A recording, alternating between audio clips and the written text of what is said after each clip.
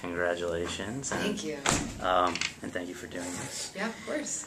I like to do sort of just the big picture so we can build up to specifically about butter, but just for the record, where were you born and raised, and what kind of a childhood did you have? I was born in New York City, raised in New York and then Washington, D.C. My dad's Irish, so we spent a lot of time going back and forth to Ireland, and I grew up sort of between those worlds, which was pretty interesting. I was raised by journalists, not Hollywood people at all, so I'm the first one in the family to go west in this way. And I am, gosh, I don't know, it's funny to sort of think of your childhood. I'm the middle child, that explains a lot.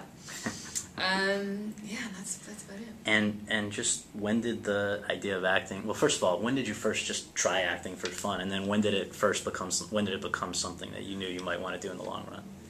I can't remember the genesis. I was so young, and it was a very natural progression, but it was because my family really supported it once I really caught on to the idea of it.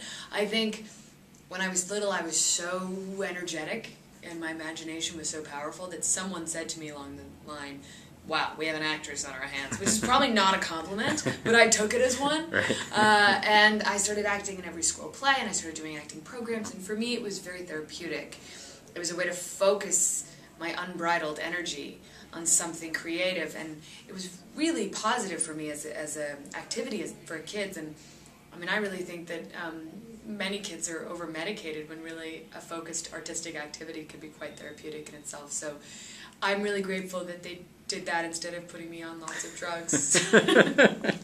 And so at what point did you make that move out to LA, Hollywood. I assume? Yeah, Hollywood. Hollyweird. Yeah. I went to boarding school in Massachusetts, and then in the middle of that, I did an acting program in Dublin, and I was prepared to go to college in New York where I was going to major in theater. And my teacher in Dublin said, you should go to LA for a gap year and just make sure that you want to be in Hollywood eventually, because it's a strange place and you've never spent time there, so just make sure you want to be an actor before you dedicate your education to it. And so I did that, and I worked for a casting director.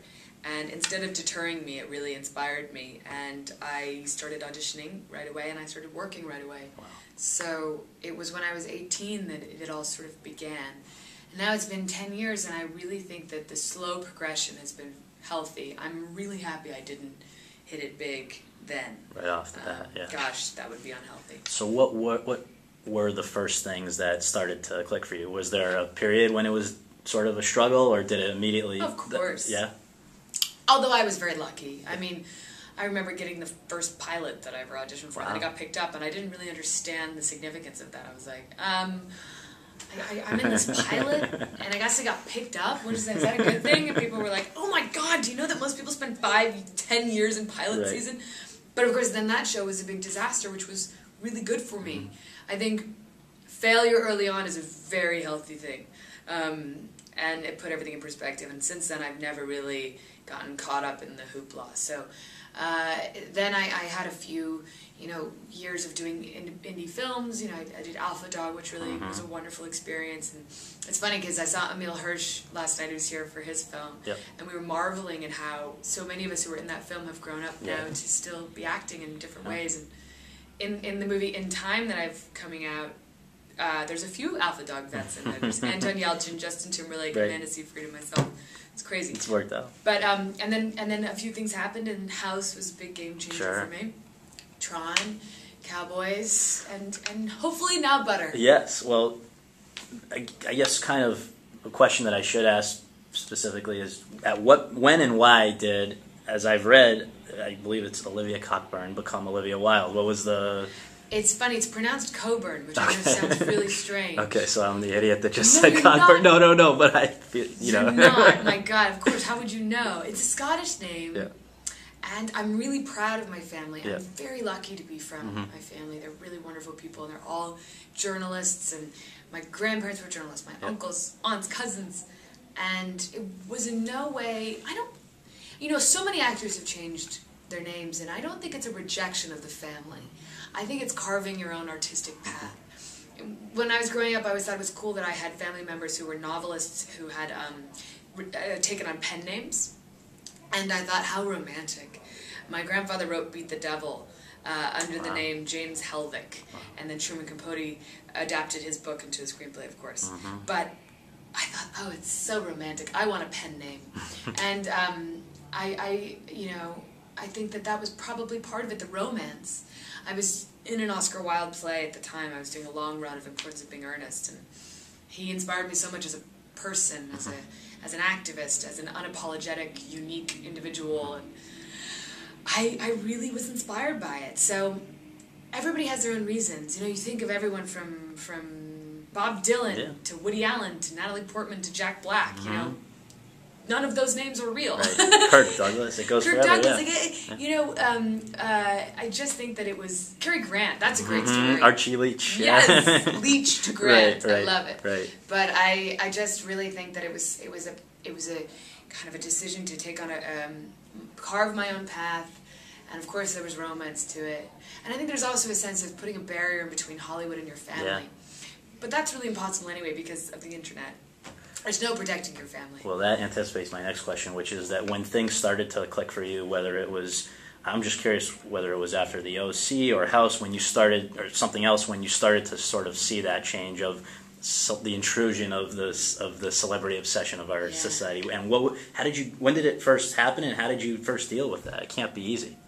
It's really happened on a weird level recently. Really.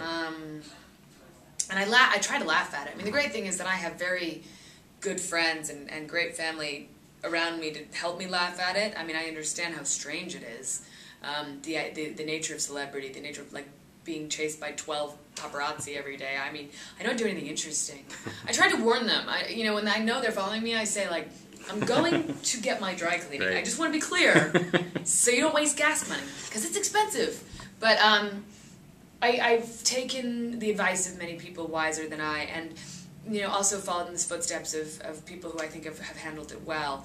I love Carrie Fisher. She's one of my favorite writers and personalities. And when I was doing Tron, I went to see Wishful Drinking in New York. And it was interesting because her experience as Princess Leia was very poignant to me at the time, because I was taking on this sci-fi character, and it was similar in terms of the pressure just physically to be this sci-fi character. I felt I was like wearing this rubber suit and taking on this kind of corporate burden, and it was new for me, and I loved Carrie Fisher's perspective on all of it. And she says something great in the book and in the play where she says, "My life better be funny. Because if it's not funny, it's just true, and that's unacceptable." And I'm paraphrasing, but it was the idea that, like, you gotta laugh. Yeah. So that's what I take with me when all this hoopla gets weird. But I understand that it's fleeting, and I'm not under the impression that this will kind of sustain itself at a weird level that it is now. Hopefully, they'll realize how boring I am, and they'll move on. Well, just a corollary to that question is that I know that you have, first of all, really done a lot of work on stage and just all across acting mediums. You take it very seriously. Is it frustrating when, on the one hand, it's got to be complimentary, but on the other hand, I wonder if it's frustrating when these most beautiful or sexiest lists and all these things that are certainly deserving, but it kind of takes away from the focus of what I'm sure you're focused on. So I just wonder how you balance those considerations. I haven't gotten one of those things in a while, which either means I'm getting uglier, or they've realized that I'm not into it. I think that it's complimentary. I think that anytime someone uses a superlative to describe you, a lot of people are going to disagree, and that's all you hear. When someone says you're the best, all you hear are the people going, "No, you're not," and it's a weird feeling. I would never elect myself as one of those sexiest, prettiest, whatever people. But you have to say thank you if it's very nice, but not cling to it. The great thing is that is sort of gone now. I mean, for whatever reason. Really? I feel like I still see you around on those things. You must have like lingering old Maxim covers in your apartment. No, I think that now what's great is that I've been getting these tremendously meaningful to me awards for my humanitarian work, and that's been so amazing. I mean, that moves me and inspires me, and I'm much more comfortable with it. Because I can stand by it and say, this is what I dedicate my life to when I'm not acting, as opposed to, you know, a bikini contest, which I've never participated in. But, you know, I think it was in my, you know, early 20s when that kind of stuff started happening. I was like, this is so weird. Because it's not something you compete for. Suddenly you're just like given this crown. Right. And you're like, what? Me? No, no! But hey, if it opens doors and allows you to act, then that's what we're all trying to do. Sure. So at what point was, I guess TV and film always to some extent overlapped, like you were doing indies, is that true, or did TV make way for film? When did that happen, that film became sort of, I know it's not replaced TV, but you are now, I think, if you ask someone on the street, it's not, oh, it's that TV star Olivia Wilde, it's that movie star Olivia Wilde. I think there has been a transition, because I always did both at once. I was doing the OC at the same time as shooting Alpha Dog and a few other indies, and I'm never quite sure what led to some of the bigger opportunities. It's always something you don't expect. For instance, my role in Cowboys and Aliens, Jon Favreau gave me that role because he was stuck in a hotel room in Hawaii, and his kids were watching that movie I did called Year One with Jack Black. Yep. Which didn't do very well, but apparently all the money we've made is from Jon Favreau's kids ordering it on pay-per-view because they watched it over and over, and Jon was forced to see me act, and he liked the character, and that's why he gave me Cowboy. So, like, you never know what leads to what. He had never seen House. One would assume that my work on House led to an opportunity like that, but actually he didn't even know about it. So, you never know. I think mixing it up has always been fun for me, mixing the mediums, and I think it's good for any actor to try their hand at everything. But really, you follow the good material, and a lot of the good material, as you know, for women particularly, exists on television. But at this point, I have transitioned into films, and the people at House have been so supportive of that. I mean, really gracious. I owe my film career to them, because they could have easily said, no, you may not have a few months off to shoot this movie. But they were really my support team. And I'm really excited about what's to come. I mean, now I'm at this really luxurious stage of being able to be pickier. So for the next year, I'm doing all sorts of weird, very different, smaller things. Well, and that's, I guess, what perfect place to bring up not only, well, let's start with last night. What people here, I know I'd been in Telluride when Butter was first shown a week ago, and people were buzzing about it there, and now it's been shown here. What's the origin of that? And also, that is not a way we've seen you before play. And maybe you can describe just how it came about. And me in my natural state. Yes, I guess so. I guess that when you take off, that's a wig, apparently. This is a wig. Right. I'm covering all my neck tattoos right now. I really loved this script for Butter. It was on the blacklist for years, and I read it and fell in love with it, and begged my agents to get me a meeting, and you know, I never heard about it again, and then I was in Vienna when that volcanic ash cloud descended, and I got a call saying, they want you to do Butter, can you get there in 5 days? And I was like, Butter? Butter? They're doing it? And they said, yeah, you can play Brooke, who is my favorite character, this amazing, sardonic, weirdo stripper, very pragmatic, smart girl. And I said, I'll do it, but there's one problem. There is a volcanic ash cloud. It is above me, and I swear this is not an excuse. I literally can't get on a plane. Right. There's no planes. And I was so frustrated. I was like, I got this role that I want so bad, and I can't get there. I was willing to swim. But it all cleared up, and I got there, and you know, this movie is something I'm probably more proud of than most of the other things I've done, because it is a little movie that could. It's brave material. It's strange and heartwarming, but also very offensive, and that's why I love it. Right. I love this creative team. You know, Harvey Weinstein is our champion, and he is not afraid to bring this to the audience. And speaking of which, can you share for people who weren't lucky enough to be there for the statement that you read last night? What was the gist of that? The gist of it was inviting Michelle Bachman to come to our premiere of Butter in Iowa, and I think Harvey very proudly and intelligently pointed out why he would love to have a conversation with her. And what he pointed out is these types of bipartisan efforts are what make America great. And he challenges her to a debate. He invites her to view butter and to share her thoughts. And he also invited her to participate in some classes on the Constitution. And I thought it was very well written, and I was proud to read it. Sure.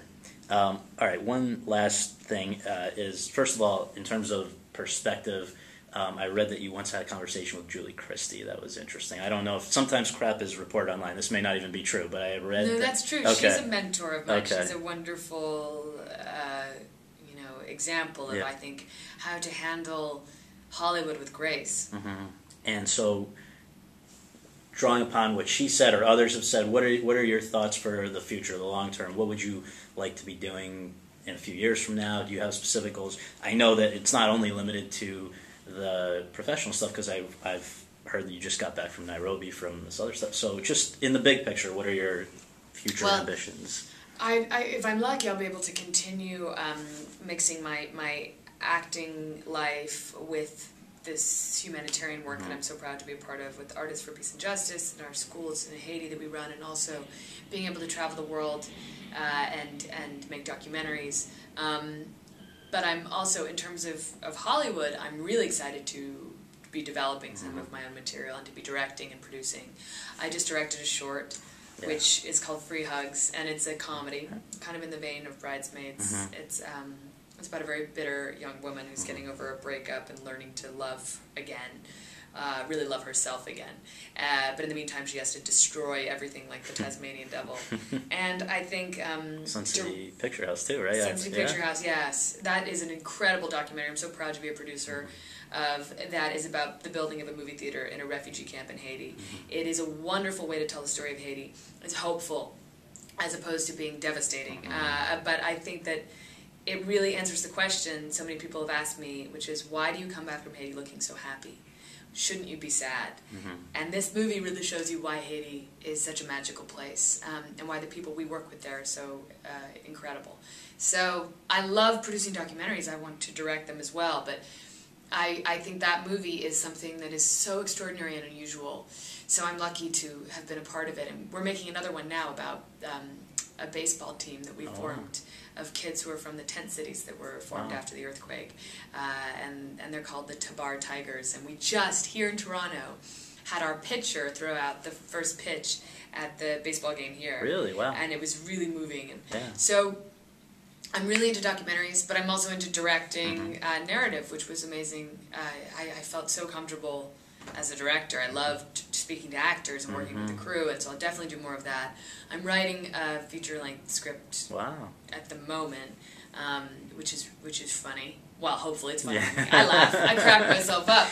And, so I think that kind of stuff is what I hope to do more of. The great thing is, because I'm in the place where I can be a little pickier, I can only do things that really fascinate me now, and that's just a wonderful, luxurious place to be in. I'm getting to work with people that I've admired for years, and it's just so much fun. I love doing movies that, the great thing about having a higher profile is you can help these movies get made. I mean, we were only able to make Butter because of Jennifer Garner, and how beautiful that she was able to bring this quirky, I think, important and strange story to life. That is a wonderful power. And if I can help do that now at this point, then I'm very proud to do so. Oh, thank you very much. I appreciate it. Congratulations. Absolutely. Thank you for seeing Butter.